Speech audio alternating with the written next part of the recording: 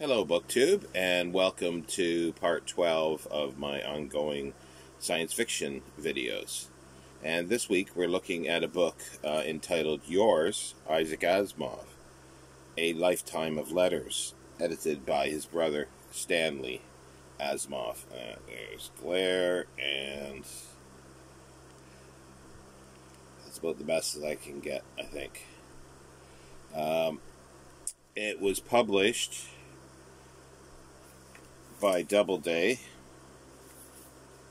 and let's see if I can find the date here. 1995. As I say, it's edited by his brother Stanley, who Isaac Asimov died in 1992, April 6th, 1992. And subsequently it came out that he died of AIDS, by the looks of it, contracted by transfusions that he had during an operation, a heart operation, I think it was, in the 80s. But his brother Stanley, who was almost 10 years younger than him, was a journalist and worked for Newsweek, and he actually, before he retired, he became, I think, vice president of all of Newsweek, or the publisher of Newsweek. And it's a slim volume. It is 330 pages, give or take. In the foreword, Stanley Asimov talks about sort of the writing of this, and he says here he was 9.5 years younger than Isaac, and he was approached by the editors of the editor of the magazine of fantasy and science fiction magazine, Ed Furman, asked me, or he quote here, asked me whether I would like to look at some of the letters that Isaac had written to him over the years. I said I would, and he sent them to me. So he thought from those, he thought he would compile a volume, and he contacted Isaac Asimov's widow, Janet, and she said, "Oh, there's so many of them." And Stanley didn't really think so, but most of it was, most everything is housed at the Boston University Library Archive, and they have approximately 90,000 letters. And he's estimated here that Isaac received about 100,000 letters in his professional career, and with the compulsiveness that he has to be with a character trait of a writer of almost 500 books, he answered 90% of them. So they estimate 90,000 letters and postcards. So there aren't copies of postcards, or very few of those. I think some have been sent in, and people have, when they knew that he was compiling this, people sent in the contents, or what was written on the postcards. Most of his letters, because he did so many, are very brief. Not many are long. But because he went to the archive in Boston University to look at the letters, and there was just so many of them, as he said. So they actually boxed up a whole bunch, or most of them, I think, and he was able to take them home with him. And he spent a year, reading them and selecting them. Now, there's an interesting exchange here, because it was a professor, or Dr. Gottlieb, who, Dr. Howard B. Gottlieb, founder of the Special Collections section of the library, and it's a longtime director. And so what they've got there is, it says 464 boxes that cover 232 feet of shelf space. Now, I'm not sure if because they've got every copy of every book that Isaac Asimov has written, plus a lot of foreign editions. Isaac had said somewhere that he only had like one or two foreign editions, so he liked going and sort of running his fingers over the spines of his books. But the 232 feet and 464 boxes, I'm not sure if that includes the books. I think it's just material.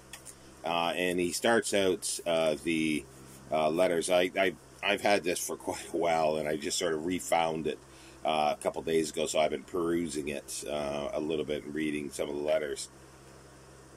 And here's a letter dated October 26, 1964, and it's from Dr. Gottlieb. It says, "I write to say the Boston University would be honored to establish an Isaac Asimov collection. We are in the midst of planning the building of a magnificent new library on our Charles River campus, and we hope to make this library a center for study and research in contemporary literature. An Isaac Asimov collection would certainly be a distinguished nucleus around which the university could build a great literary center. Your papers would be preserved for future generations." And he's printed Isaac's reply, dated 29th of October 1964. "You take my breath away with your talk of an Isaac Asimov collection. Although I am not unduly troubled by modesty, I must admit that I have never thought of myself as a candidate for archival material. As a result, I have disposed of my correspondence and my manuscript material as quickly as it was safe to do so. And when I say disposed, what I really mean is torn up, burned, trash can. Consequently, a great deal of my deathless prose is gone forever. You are certainly welcome to them, provided you accept my considerable statement that such a mass of trivia you have never seen. My condolences to future generations." And then he goes into the letters, and they're sort of thematic. And obviously they are short. They are quite short. There's a long one there, basically.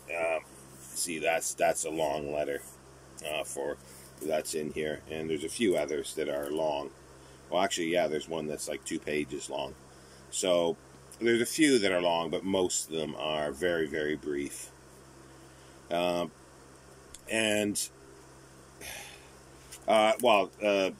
Stanley Asimov compiled this after he retired. It came out in 1995, and he died in 1995. Stanley Asimov as well, of leukemia. So he had finished it before he passed away. Now, I have a few gripes to this. Well, it's very short. Obviously, it's like with 90,000 letters. Unless they are all just sort of one sentence things and they're not really that much of interest, fine. But the thing is that it's he doesn't do it chronologically. He does it sort of thematically, which is sort of okay. But I personally prefer letters or things like that chronologically done. And then when it is on a topic or to someone specific, then you can put a little note to say, see letter, whatever, on page whatever. Little notes like that. But he also doesn't even, he rarely puts in who they are addressed to. So at best you get a date.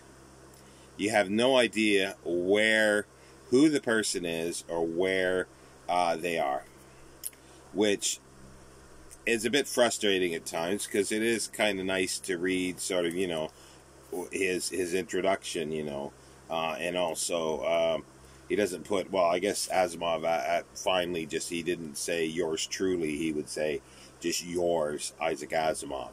But, I guess repeating that over and over would be a bit tedious, but and it saves space. But especially who it's sent to, it's that I find frustrating, and frustrating that it's not, because you go like in the first section here, where he is talking about